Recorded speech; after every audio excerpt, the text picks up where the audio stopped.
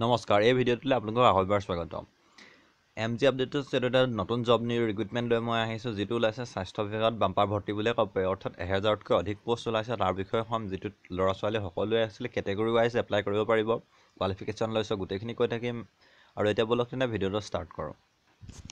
এতিয়া নটিফিকেশ্যনটো ষ্টাৰ্ট কৰিছোঁ যিটো ওলাইছে নেশ্যনেল হেল্থ মিছনত অলৰেডি কৈছোঁ আপোনালোকক যিটো consultant officer assistant account officer staff nurse lab technician overall 1000তকৈ অধিক অৰ্থাৎ 1041টা পোষ্ট ওলাইছে যিটো লাষ্ট ডেট হৈছে এই মাৰ্চৰ 25 তাৰিখলৈকে যিটো আপোনালোকে অনলাইন যোগেদি এপ্লাই কৰিব লাগিব যিটো লিংক মই ডিছক্ৰিপশ্যনত দি দিম তাৰপৰা চাই ল'ব পাৰিব নহ'লেও পোষ্ট কি আছে গোটেইখিনি চাই লওক যিটো ছিনিয়ৰ কনচালটেণ্ট আছে ট্ৰেইনিঙৰ এটা পোষ্ট আছে 65,000 পে' হয় আৰু তাৰ কাৰণে MBBS লাগিব তাৰপিছত ট্ৰেইনিং কনচালটেণ্ট দুটা পোষ্ট আছে সেয়াৰ পে' স্কেলো একেই তাৰপিছত আহিলে কনচালটেণ্টৰ এটা পোষ্ট বাকী কনচালটেণ্টৰে বহুতখিনি পোষ্ট আছে যদিও অডিট কনচালটেণ্ট তাৰপিছত আহিলে ষ্টেট কনচালটেণ্ট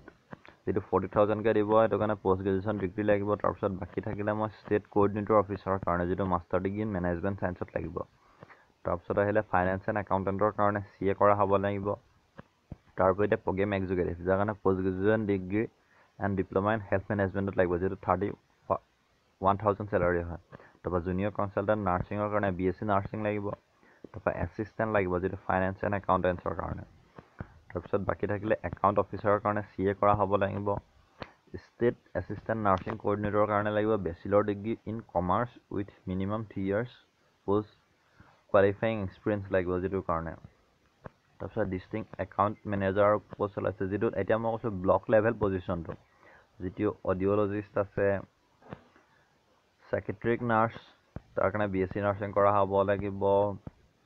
অপটিমেটিক্স আছে ষ্টাফ নাৰ্ছৰ যিটো পোষ্ট আছে সেইটো কাৰণে আপুনি BSc নাৰ্ছিং বা GNM যিসকলে কৰিছে সেইসকলে পাৰিব যিটো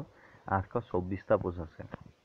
পে' স্কেলটো সেই 16,500 তাৰপৰা লেব টেকনিচিয়ানৰ সেই 116টা পোষ্ট আছে